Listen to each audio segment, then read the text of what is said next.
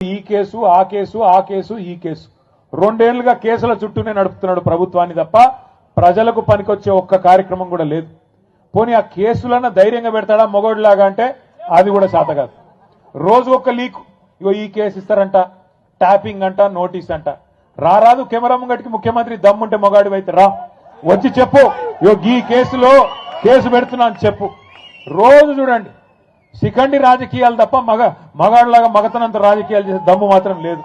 రా ముందుకు రా, కెమెరాల ముంగటికి రా, చిట్ చాట్ల వెనకాల దాక్కునుడు ఎందుకు?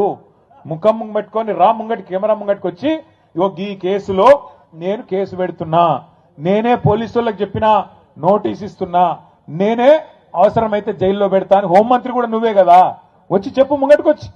అది చేత కాదు. వెనకాల కూర్చొని చిట్ చాట్ల పేరిట, కాలక్షేపం కబుర్ల పేరిట ఇలా టైంపాస్ చేస్తా ఉన్నాడు ముఖ్యమంత్రి. ఎందుకో కూడా మీకు తెలుసు ఈ కాలక్షేపాలు, ఎందుకు ఈ డైవర్షన్ గేమ్లు అనేది.